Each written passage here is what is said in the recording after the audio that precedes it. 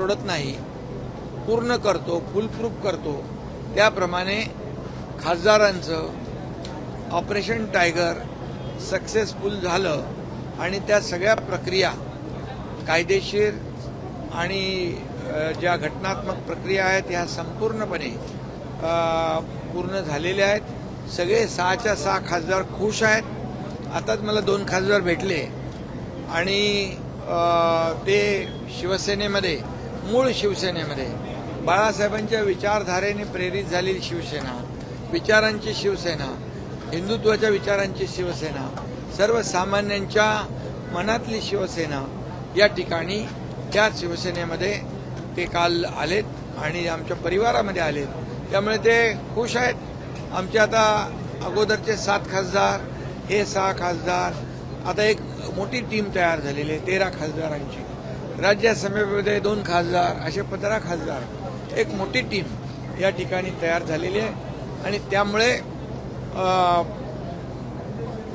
जे शिवसेना त्या भागामध्ये अधिक बळकट आणि अधिक मजबूत होईल आणि त्यामुळे त्या भागातल्या विकास कामांसाठी आजच आम्ही काही विभागांचा निधी जो आहे तो निधी त्यांचे प्रस्ताव आणायला सांगितलेत. काही निधी जो आहे त्यांना तात्काळ देण्याच्या सूचना देखील मी दिलेल्या आहेत. आणि त्यामुळे आता जो विकास निधी, मतदारसंघाचा विकास, हा त्यांचा अजेंडा होता आणि त्याला आम्ही सुरुवातही केलेली आहे आज. त्यामुळे खऱ्या अर्थाने एनडीएची ताकद जी आहे, आता एनडीएची ताकद वाढलेली आहे. प्रधानमंत्री, आपले यशस्वी प्रधानमंत्री, लोकप्रिय प्रधानमंत्री मोदीजी हे जे काही देशाला आर्थिक महासत्तेकडे नेण्याचा संकल्प जो केलेला आहे, त्यांच्या एनडीएची ताकद यामध्ये वाढलेली आहे. आणि म्हणून मी कालही सांगितलं की देशाचे प्रधानमंत्री नरेंद्र मोदीजी यांच्याकडून गेल्या 10 वर्षामध्ये 12 लाख कोटीचा निधी महाराष्ट्राला मिळाला, विकास निधी. गृहमंत्री अमित भाई, सहकार मंत्री मंत्रालय, त्यांच्याकडे 10,000 कोटी रुपये या महाराष्ट्राला साखर कारखान्यातले उद्योग आणि शेतकरी यांना मदत देण्याचा निर्णय त्यांनी घेतला. नक्षलवाद संपवण्याचा निर्णय घेतला. त्यामुळे एक महाराष्ट्राचं योगदान या देशाच्या विकासामध्ये देखील मोठ्या प्रमाणावर आहे. आणि त्यामुळे मोदीजी देखील महाराष्ट्राला पैसे देताना कधी हात आकडता घेत नाहीत. म्हणून डबल इंजिनच्या सरकारमध्ये हे 6 खासदार आलेले आहेत आणि त्यांचं मी स्वागत केलं आहे आणि ते खुश आहेत. साहेब, गीतेंचा पक्षप्रवेश झालेला आहे आपल्याकडे, ज्या गीतेंनी आपल्याच दराडे साहेबांना पाडलं आणि त्यांना आपण आता पक्षप्रवेश दिले, यावरनं उलटसुलट टीका आता विरोधक करताना पाहिला. बघा, गोकुळ गीते हे अपक्ष निवडून आले. ते शिवसेना पक्षात थेट प्रवेश करू शकत नाहीत कायद्याने आणि म्हणून त्यांनी शिवसेनेचं सहयोगी पक्ष म्हणून, सहयोगी सदस्य म्हणून त्यांनी काल शिवसेनेमध्ये आणि माझ्याकडे इच्छा व्यक्त केली. खासदार डॉक्टर श्रीकांत शिंदे त्यांच्या संपर्कात होते आणि दराडेंना देखील या गोष्टीची कल्पना दिलेली आहे. आणि दराडे देखील म्हणाले की संघटना पक्ष या ठिकाणी त्याची ताकद वाढत असेल तर यामध्ये अशा प्रकारचे जे काही आपल्याला निर्णय घ्यावे लागतात. ज्या प्रकारे नरेंद्र दराडे यांना तुम्ही शब्द दिला होता, नरेंद्र दराडे यांना तुम्ही शब्द दिला होता, या मतदारसंघातून तुम्हाला नरेंद्र दराडे यांना युनिफॉर्म सिव्हिल कोडवरती शिवसेनेची भूमिका आहे. युनिफॉर्म सिव्हिल कोड जो आहे त्याच्यावर शिवसेनेची भूमिका पहिल्यापासून सकारात्मक आहे. कारण हिंदू हृदय सम्राट बाळासाहेब ठाकरेंची, आमच्या बाळासाहेबांची भूमिका पहिल्यापासून देशामध्ये समान नागरी कायदा असला पाहिजे आणि तीच भूमिका आमची आहे. त्यामुळे समान नागरी कायदा, सगळ्यांना समान न्याय, कुठल्याही समाजावर अन्याय होणार नाही, या सगळ्या या बाबतीमध्ये भूमिका आमची सकारात्मक आहे. बाळासाहेबांची भूमिका होती तीच आमची आहे. कारण बाळासाहेबांच्या विचारांची शिवसेना आम्ही पुढे नेतोय. त्यामुळे आणि या भूमिकेशी आम्ही सहमत आहोत. नरेंद्र तराडे यांना तुम्ही शब्द दिला होता साहेब, नवीन शिवसेना आपकी पार्टी की क्या भूमिका है? क्या? यूनिफॉर्म सिविल कोड नागरिक कायदा को लेकर। साहेब मराठी होऊ द्या आधी. साहेब मराठी होऊ द्या आधी. मराठी होऊ द्या ना.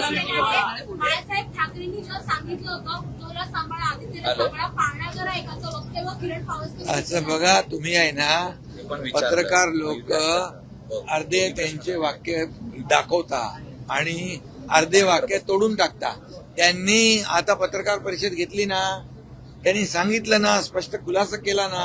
त्यांनी बाळासाहेबांच्या वक्तव्यावर भाष्य केलेलं नाही, परवाच्या मेळाव्यातल्या वक्तव्यावर भाषण केलेलं आहे.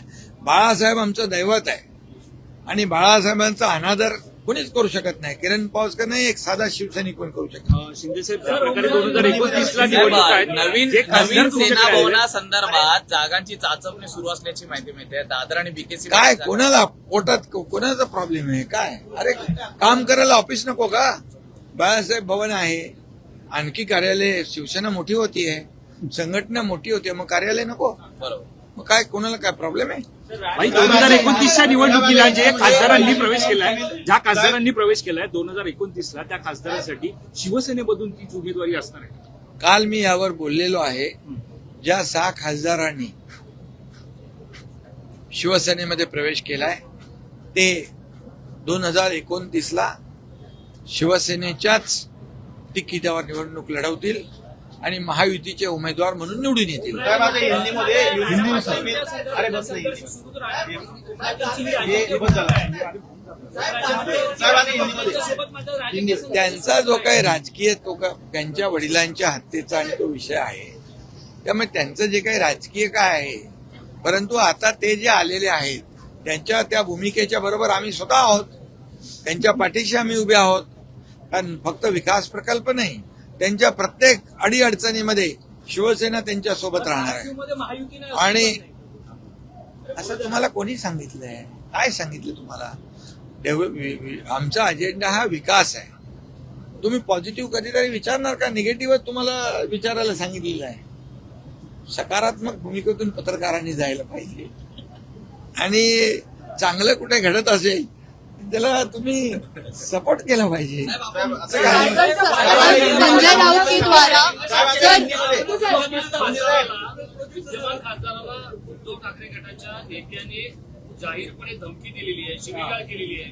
एक भारतीय न्याय संहितेनुसार केस बनू शकते का? आणि तुम्ही या संदर्भात पोलिसांशी बोलणार आहात का? आता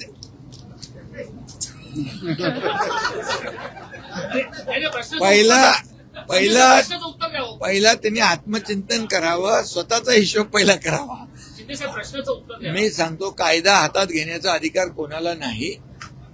कायदा सुव्यवस्था राखण्याची जबाबदारी शिवसेनेची आहे. आणि कोणाला त्यांनी म्हटलेलं आहे? संजय पाटलांना. संजय पाटील स्वतः दबंग आहेत आणि अशा धमक्यांना या अशा पोकळ धमक्यांना ते घाबरत नाहीत, घाबरणार नाही.